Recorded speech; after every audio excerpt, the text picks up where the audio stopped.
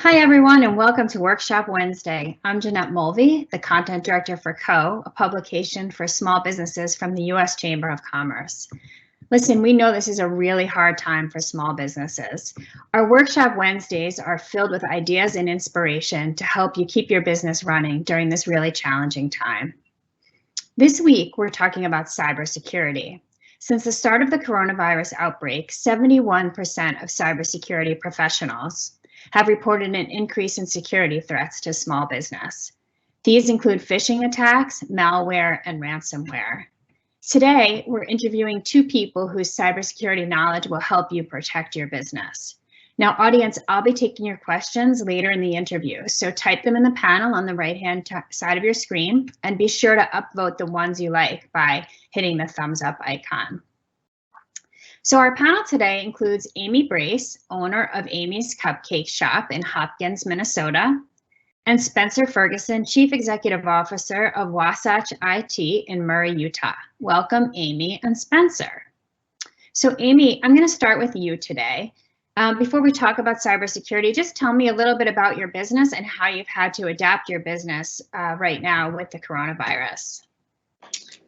Business is actually going pretty good. It turns out a lot of people really want sweets during their stay-at-home time, but we have had to adapt a lot. We're kind of ready for online ordering, but now we are shipping nationwide, and we're also doing curbside ordering. So we've completely changed our website. We've added curbside ordering, and yeah, business is doing good.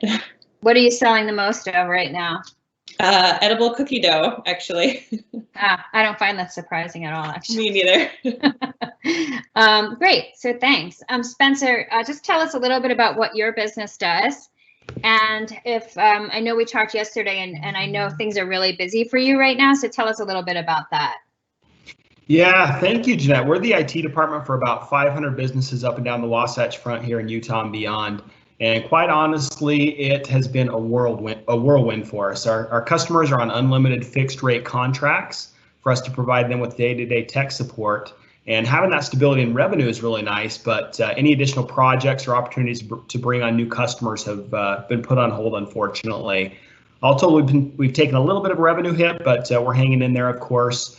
And additionally, our workload kind of doubled as we helped our customers set up VPNs and firewalls and ensure that they had all the access to the systems that they needed to work from home. Yeah, that's an odd situation to be in. More work and less money, right? Yes.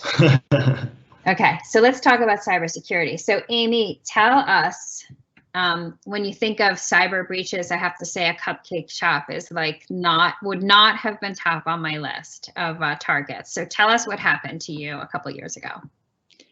A couple of years ago, I was doing emails, and I was probably on my last draw of emails. It was about 5 hours in of emails. I know a lot of people can relate, but I had gotten a renewal notice for our website, which is Squarespace, and they needed my new credit card information, which I had just gotten a new credit card, so it made sense, and it asked for it in January, which our renewal is in February. So the timing was a little off, but it made sense.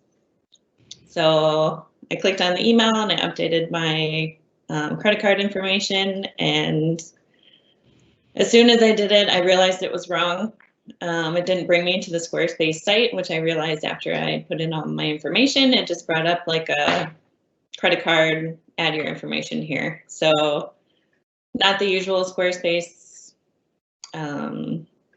way to do it. So I called my bank right away and I said, I don't know what's going to happen, but I know I just made a big mistake, and we had to see from there. And then they had gotten into our Squarespace site, so they went through Stripe and took probably, I think it was about $4,000, and then they got into our Square, which is our point of sale system in the shop, and they took about $4,000 there too. So Stripe being your credit card processor. Yeah. Yeah. Stripe is our online credit card processor. Yep. Yeah, so they were able to take money from both. And then there was also an issue with one of them. You had started to apply for a line of credit, right? Or a loan. I had looked into it at one point. I just wanted to learn more about it because Square has capital loans that you can get. and I thought if we ever needed one, that would be great to kind of have in our back pocket. And I had filled out almost all the information, but I had missed one thing apparently, and they tried to apply for that, and they would have had $19,000 more the next morning in their bank account. They would have had a loan in your name, essentially. Yeah. Yeah, Right. that we would have been paying. Yeah, well, I'm glad that didn't happen. Yes. So Spencer, so that's what Amy experienced. So now tell us what was actually happening what was actually happening? Yeah, well, Amy thankfully did a lot of things right after she got hacked. Once the hackers have your credentials, they're going to log in as you to see how they can profit, of course. And there are a number of things that you should do as quickly as you can as soon as you know that you've been hacked. Of course, first, just take a deep breath, contact your IT provider or your IT team, and they'll be able to help you assess the potential damage of the situation and help you create a plan, of course, to remediate whatever risks are out there. Next, in the case of a phishing scam like Amy's, change any potential compromised passwords as quickly as possible. In the case of ransomware, which is a different kind of attack, make sure you disconnect any affected systems or devices from your network and from the internet, of course. And finally, start contacting any additional resources as necessary. And this might be your lawyer, your cybersecurity insurance provider. Amy contacted her bank, which is a really good thing to do, and maybe even law enforcement and affected vendors or customers. Okay, great. So Amy, I'm going to ask you for the end of your story, but not yet. So since this has happened, you've made a lot of changes to your security setup. And I think these are really, really important for you to share with people because these were things you could have done that were easy and you just didn't know. So tell us a little bit about what you did since this happened. After we kind of assessed everything, we went through, like Spencer said, we went through and changed all of our passwords for all of our websites and everything like that. But there was also two-step verification in almost every site that we use, even on Google where our email is. Every banking website has two-step verification, and I just thought it was more of a pain because it's just one more thing to do, but it is so necessary, and we went through and did it for everything that we could. So now I get a code sent to my cell phone every time somebody tries to log in, and thankfully we haven't had a problem since, but it's an easy step that I didn't realize, and it's so important, and I'm so glad we have it everywhere that we can now. Yeah. Spencer, so two-step authentication sounds, I think, scary to people, especially when they're busy and have a million other things to worry about. So can you explain what that actually means and how people can set that up? And then more generally, can you talk about other things people can be doing to protect their data? Absolutely. Yeah. Multi-factor authentication, as Amy described, is a really good thing to help keep you secure. That way, even if the hackers get your username and password for something, they're not going to be able to get into your account because they won't be able to get that code that gets texted to your cell phone or sent to your email.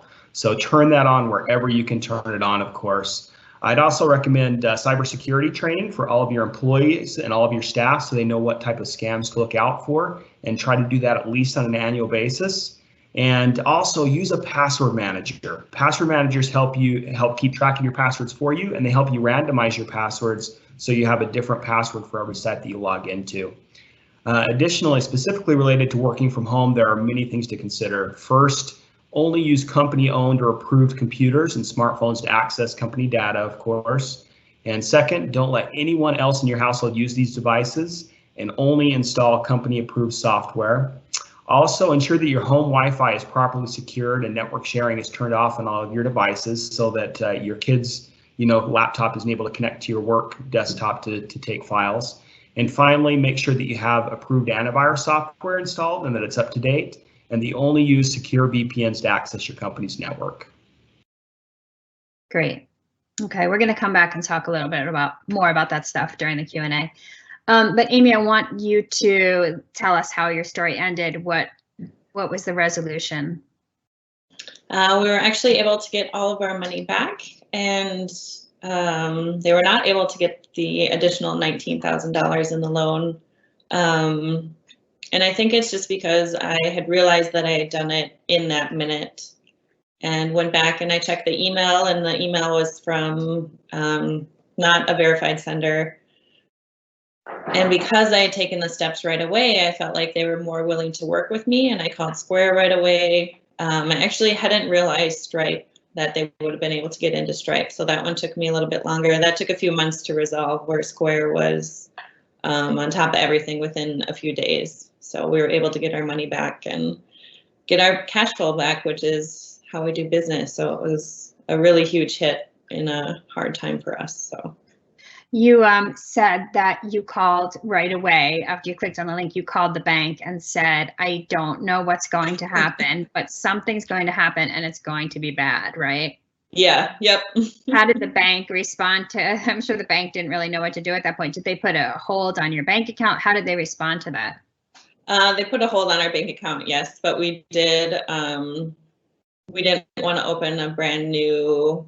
We didn't want to open all new things, so we put a hold on it for a little bit, and then thankfully they didn't go after our actual bank account. It was just our online processing that they went after. Yeah. Did you get the impression that the fact that you called all of them right away made a difference in the fact that you were able to get the money back? Yeah, I think it's taking responsibility for a mistake that you made and not kind of brushing it under the rug and hoping it will go away or dealing with it later. Even though I had had a super long day, I needed to deal with it then. So, and I think that's why we had such a good outcome.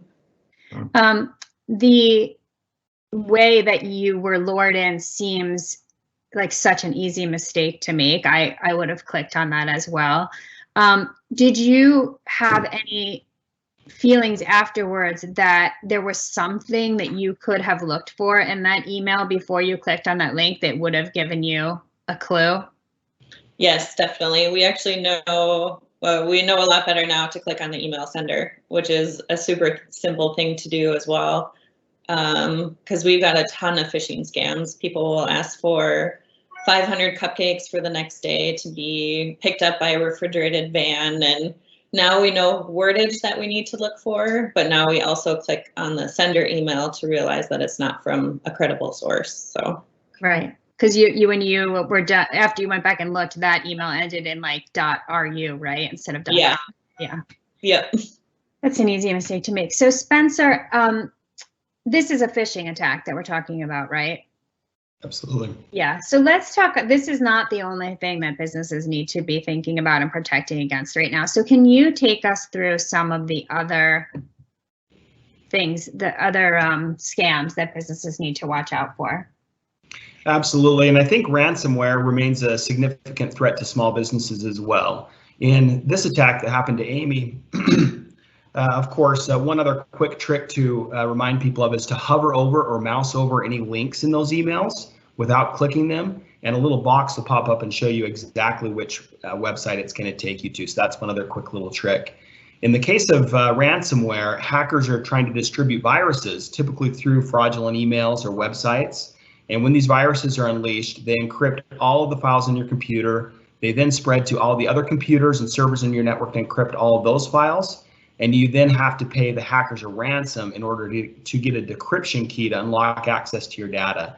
And you can only imagine how paralyzing that could be for a small business, and it really underscores the need for backing up your data as well. You told us a story yesterday about a client of yours. Tell us that story. What happened? Yeah, absolutely. We have a customer who had ransomware, unfortunately, and one of their people just clicked on an attachment in an email, and the ransomware spread throughout their network. All their devices and files were encrypted. We had been encouraging that customer, of course, to have data backup for some time, and unfortunately, they just didn't move forward with it. They also didn't have offsite data backups or any of those types of things. And in their situation, they ended up having to bring in and call their insurance provider and pay for a forensics firm to come in and see where the hack took place, and ended up having to negotiate a ransom with that particular company, and it cost them thousands and thousands of dollars to get access to their data again, and it had them shut down for weeks. And also, there was another company you told us about where the CEO's email was hacked, and then an email was sent to the CFO to wire money.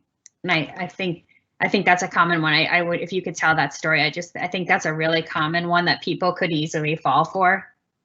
Yeah, absolutely. And that one was a phishing scam where the CEO, they were using Office 365. He fell for an Office 365 phishing scam, clicked on a link, entered his credentials in a spoofed or faked Office 365 website. The hackers logged into the real Office 365 with those credentials, put some rules in behind the scenes that said, hey, please go ahead and send any copy of any email sent or received from this account to us, the hackers.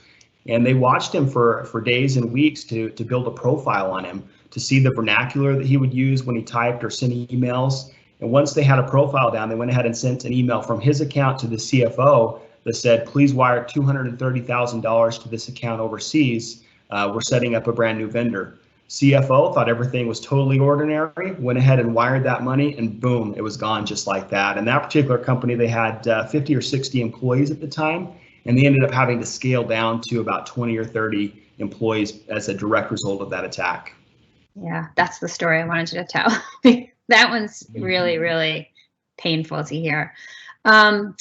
Amy, I'm going to go to the Q&A soon, and I anticipate a lot of them will be for Spencer. So I want to ask you, before I do that, just more broadly from this entire experience, what advice do you have for people, business owners? Just like everything else, you don't know what you don't know. And if you're not a security expert, you don't know all the things that could go on security wise, and even just educating yourself a little bit. A webinar like this, or I'm sure there's something on the internet that you could educate yourself a little bit more on.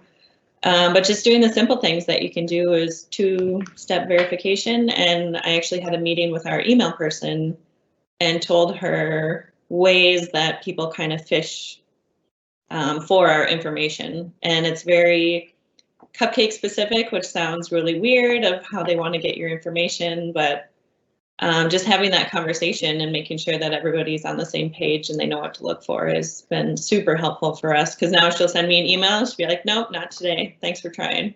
Yeah, great. Okay, so I'm going to go to the Q&A. So Spencer, our #1 most popular question is, basically people are asking for a recommendation for security software, but also they're asking, like, can you use the same security software for your home computer as for your business use? Do you recommend that or no? And yeah, there are many good providers out there, and a lot of them are free. So depending on the size of your small business, if you're a little bit larger, you want something that your IT team can centrally manage.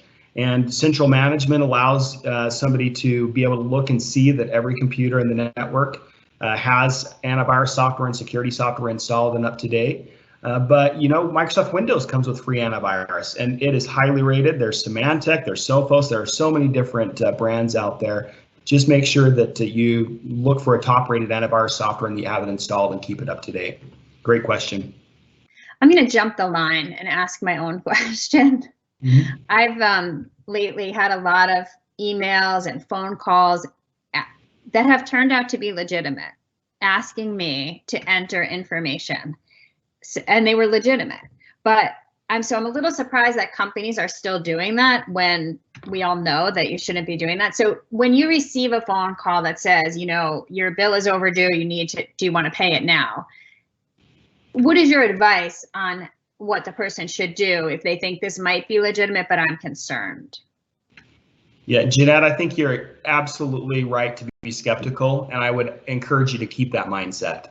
So in the cases of incoming phone calls that you're receiving, if you're not sure, just don't even respond to those. Go ahead and hang up, pick up the phone, and find the provider's actual phone number, give them a call back that way. And in the case of an email that you might receive, if you're not sure or you're skeptical, instead of clicking on a link in those emails, go open a web browser, open a tab and go to Amazon.com or AmericanExpress.com and sign in there and see if you have any notifications rather than clicking on those links in those emails.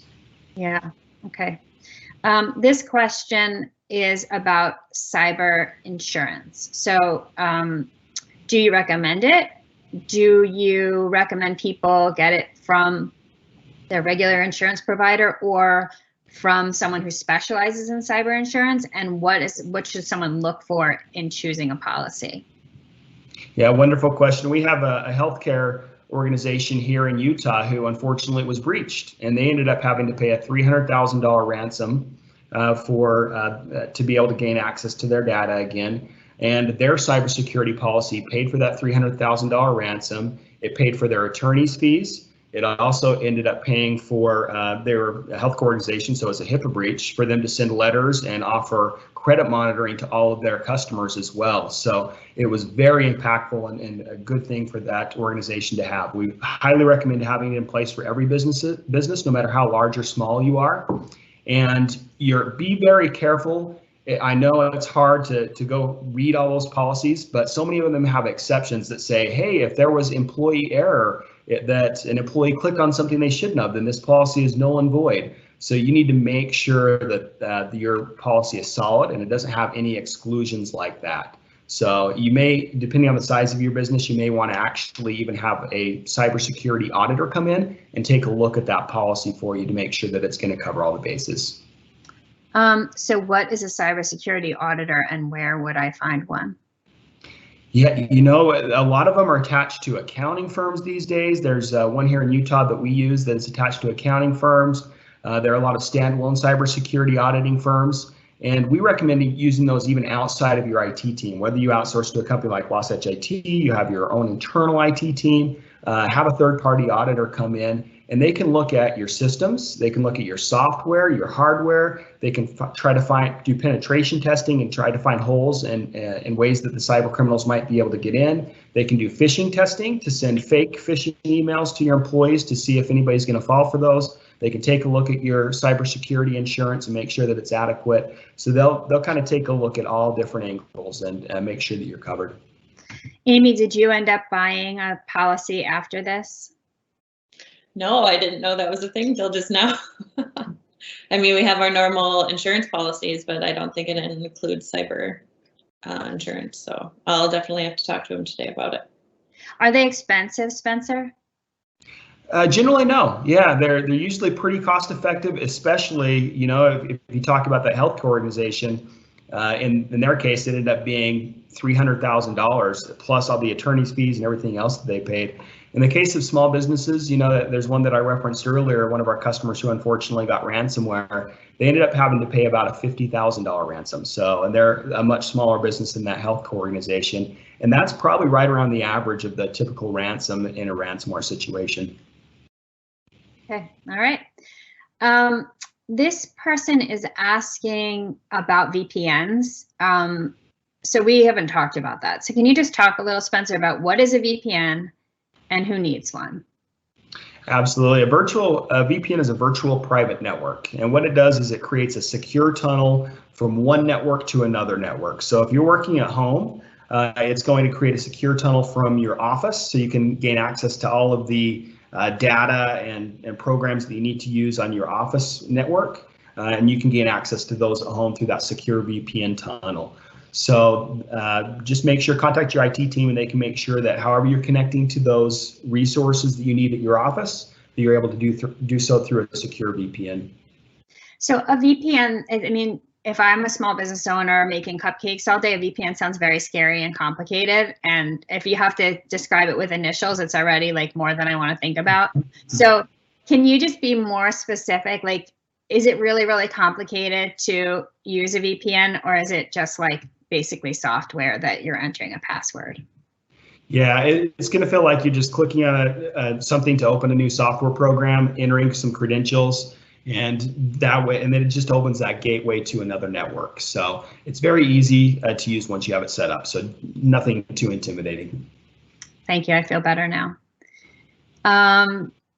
So this person is saying, when is the right time to engage a cybersecurity company? So I'm going to guess, Spencer, that you're going to say before you have a cybersecurity problem, but I'm not an expert. So you go ahead and you tell us when is the right time. Even if you're not an expert, you had the right answer, Jeanette, for sure. So you're just going to want to contact your IT team, and you're going to want to start asking questions. And those questions should be, hey, where do I get cybersecurity policies and procedures that I can put in place for my business so I can train my staff on them? And ask them questions. Hey, should we use a password manager, or how can we get a password manager going on the network? It's just starting asking them, hey, what's our data backup strategy? Do we have one in place? So start asking them those questions to make sure that they're adequate, and that will help you along the path and journey to cybersecurity. This person says, we do not handle monetary transactions. So do we still need cyber insurance? And I would say yes. If you have customers, the hackers are after a customer list. If you have employees, the hackers want social security numbers that they can sell on the dark web. So any business who is doing anything with customers, or any business who is doing anything with employees, should have cybersecurity insurance in place. Okay. I think this question in a more generic form is probably a question that a lot of people have. So this person says, I have 2 accountants or other people who need to access my bank accounts, assuming they mean obviously remote from their own business. So how does the multi-factor authentication work with that when you have remote people who need to access your information? Yeah, great question. And it's my recommendation that you set up policies that say what has to happen inside of your organization. And in that particular case, I would recommend that you have a policy that says anybody who accesses any of our business data uses multi-factor authentication to access that whenever multi-factor authentication is available. And that should include your outside accountants or anybody else who needs to gain access to your information. So just as a policy, require that. And then when you set up their accounts to gain access to your bank accounts, your QuickBooks Online, or whatever it is, require that they have to have multi-factor authentication turned on as well. So that's possible for you in most cases for you to have multiple people with access, but still require that. Amy's saying yes, so I'm going to let Amy answer after you. Yes, in most cases, absolutely. Yeah, Amy, I assume you have that situation.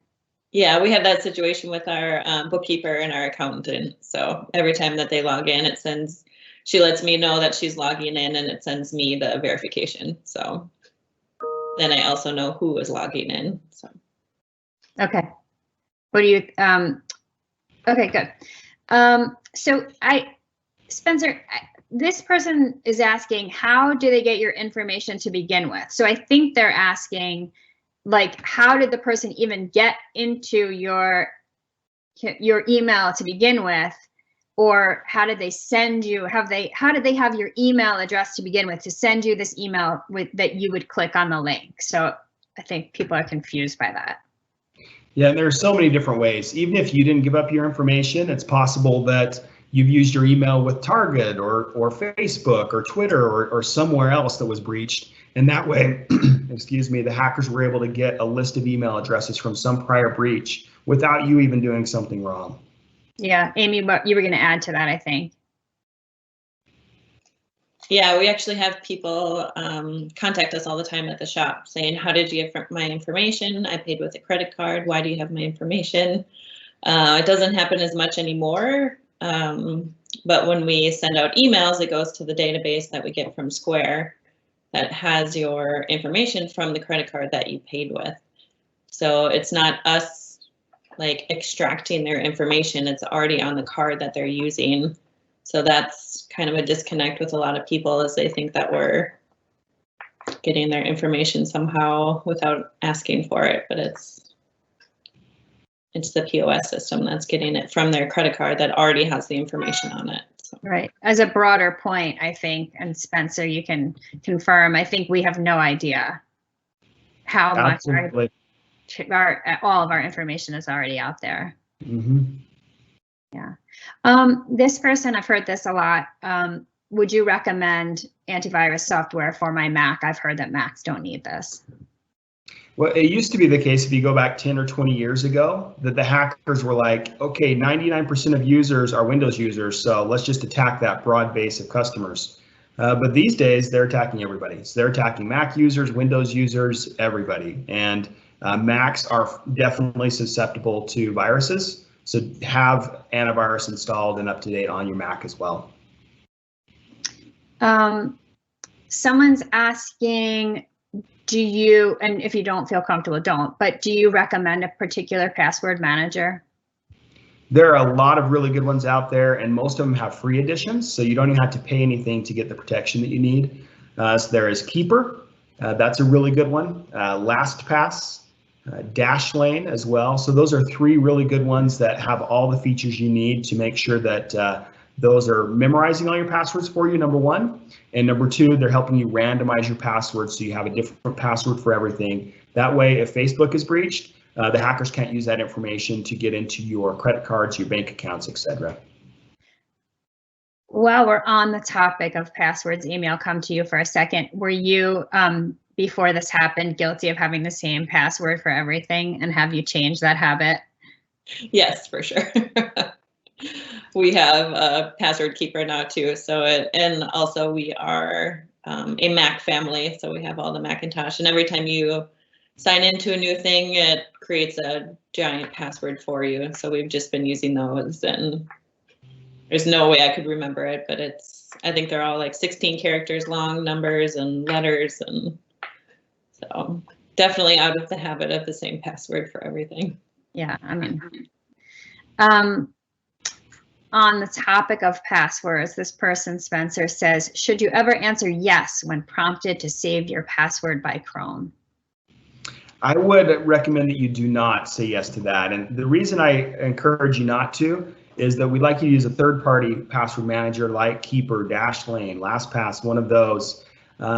And the risk that you have with saving them on Chrome is that if you leave your computer open and you have a friend or family member at your house and they come over to your computer and they're able to just open up a web browser and have access to all your passwords and buy stuff on your Amazon account or get into your credit cards and all of those types of things. Where if you have a password manager app installed in your web browser, hopefully that is timing out every so often. So not only do you have to have access to the computer and the web browser, but you also have to log into the password manager every so often as well. So there's just an extra level of security of using that third-party password manager outside of your web browser. Okay. This person's, I have a couple of people saying we're a really small company. So 2 things. They're really small and they're working on their personal computers from home right now. And then they're really small and they would like to engage an IT company, but they're worried that they're too small to do that. So do you want to speak to those 2 things? Sure. I don't think that anybody's too small to be able to get the help that they need. So most IT companies, they're willing to engage with people hourly, and so even if you're just one person small business, we love you guys because you guys help the economy keep ticking around, of course. And I think any IT company will typically engage even on an hourly basis with you guys just as needed. You can give them a call and just say, hey, what software do we need to have installed? What do you recommend for antivirus? All these types of things. And I think they'd be very willing to help you out. Actually, I think this is a great question. So if you have the 2-factor authentication turned on and get notified that someone is trying to get into your accounts or your email, what are you supposed to do at that point? Yeah, that's a great question. And thankfully, with that multi-factor authentication, they probably won't be able to get in. But I would still go ahead and change your password just to be safe, and just take those extra precautions to keep the hackers out. And take a step back and just evaluate, okay, how did this person potentially get my credentials that they're trying to get into my account? So you can remediate it from there. Yeah. Amy, I'm going to come to you with this and then to Spencer. This person's saying, if I do get hacked, aside from calling my bank and my service providers, what about law enforcement? So Amy, did you call the police or anything? We called the police and let them know. They didn't really say they could do a whole lot about it, but they said that they could report it, and if it happens again, to let them know. So it wasn't necessarily that they were going to do something about it, but just the knowledge that it's going on. We actually had people going around Hopkins with counterfeit $100 bills as well. So that was a whole different thing too. But we went around to all the businesses showing them the $100 bills saying, look out for this. They were actually $10 bills that they had washed and reprinted as $100 bills. So even something as simple as that, it was we had gotten 3 of them in one weekend. So it was, Right. it was something you're not expecting. So Right. Unrelated to the hack, you mean? Right. Yeah. Spencer, what are best practices for contacting law enforcement? Yeah, absolutely. Certainly, as in Amy's case, contact your local law enforcement, contact the FBI and report it to them. The biggest problem, however, is that in a vast majority of cases, the actual criminal that's perpetrating these acts is in a country who is not enforcing cybercrime that their citizens are committing. So the hackers most often are in Eastern Europe or China or Russia, and these governments don't even care if their citizens are trying to hack into American businesses or citizens' computers. So that's the large problem. Our law enforcement in many cases can't do much about it. There have been cases where the US government has indicted people in other countries, but how do you arrest them or even bring them to court to hold them accountable for their crimes? Yeah, and I have a feeling that poor Amy's Cupcake shop is not going to make the top of the prosecution list. This person says, I run a small business and I'm using mostly Google, Gmail, Google Sheets, Slides, Calendar, etc. Is this unsafe? And if, is there a way to protect your Google data? Yeah, and that's totally fine. Using cloud-based stuff is so convenient because you can access it from whatever device you need to access it from. You can share it with your coworkers and people that you need to collaborate with. You can do that with Microsoft products or Google products, but just make sure you have multi-factor authentication turned on like we talked about, and make sure that you're very careful with who you share things with, and go through cybersecurity training for yourself and all your staff to make sure you know what to look out for in a potential phishing scam, spoofing scam, or ransomware scam. Okay. I have so many more questions here and only a few more minutes. Should you unsubscribe to emails you don't want to keep receiving, or is it better to delete? I guess the insinuation being that clicking on the unsubscribe link sometimes might be the link that gets you into trouble. Yeah, and I think remaining suspicious, like we talked about, is a really good thing. So if you know it's from a trusted company that has your information because you gave it to them, I would recommend going ahead and unsubscribing. But otherwise, I would just recommend deleting, because unsubscribing or clicking any of those links in those emails could lead to potential trouble. Yeah. A couple of questions on backing up your data. So is backing up to the cloud safe? Or should you actually be backing up to a physical external hard drive? Yeah, great question. We recommend that you do both, actually. Best practice is to have a local backup on maybe a local external hard drive, or if you're a large organization, on a storage device of some nature. And then also from there, taking it to the cloud as well, so that you have an offsite backup, just in case the building burns down or something happens of that nature, your data is still protected. And make sure that you have a different password, a different password to access your server than to access your offsite backups, because the hackers, if they somehow get that server password, they're going to go ahead and put ransomware on that server, and they're going to try to get to your backups as well, so that you have to pay the ransom because they've infected your backups as well. So take that extra precaution also. Great. I have time for one or two more.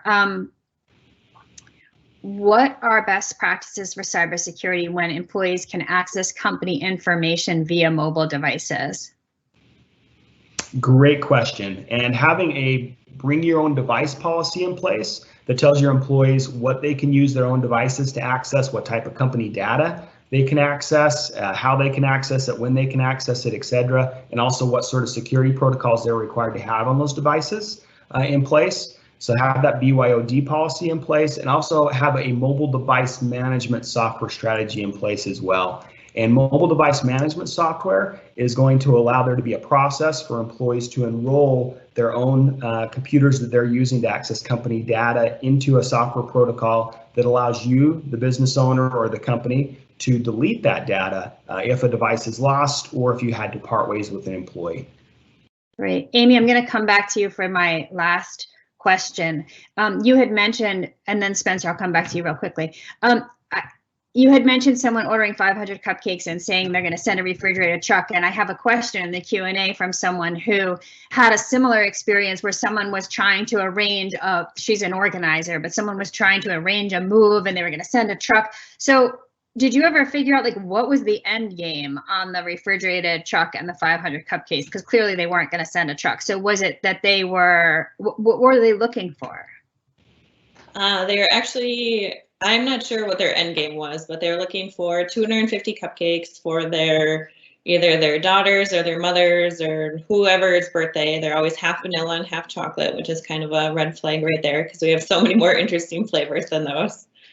But just the fact that somebody's going to send a van to you to pick it up just seems like weird verbiage to me. Right. So I had answered the email originally when I had first got the very first email about it because I thought, well, that was kind of weird, but maybe English isn't their first language and they don't have great vocabulary. And the more I emailed with them, the more it was obvious that they weren't sending a refrigerated truck and they were going to pay via credit card, which I'm sure is either a stolen credit card or paying with that credit card would somehow get our information. That's what I assumed, I guess, and I just stopped answering. Right. So Spencer, what do you think when people are trying to facilitate some kind of in-person business transaction like that? What are they actually after? Just I want people to be aware of this because this doesn't seem as intuitive to me as some of the other scams. There are so many weird scams like that, and at some point in time, the hackers going to turn it around to them being able to extract money somehow, right? There's a common scam that's been happening over the last several years where an employee would receive an email from the boss, and they got the boss's email address and the employee's email address from like Facebook or LinkedIn, right? And they say, hey, I'm the boss. I'm out at an event. I need a bunch of gift cards for raffle prizes. Please go ahead and use your company credit card, go buy those and scratch off the backs and send me the codes, right? So at some point in time, they were probably going to reveal themselves in a way that required, some sort of money to change hands. Right. Okay, great. Listen, we are out of time. I want to thank you both. This was super helpful. To the audience, thanks so much for joining us today. Next week, we are going to be doing this at the same time, and we'll be discussing how to pivot your business during this time to meet your customers' new needs. In the meantime, you can check out Co, which is growwithco.com. We have tons of great resources about surviving coronavirus and everything else you need to run your business. Thanks so much, and we'll see you next week.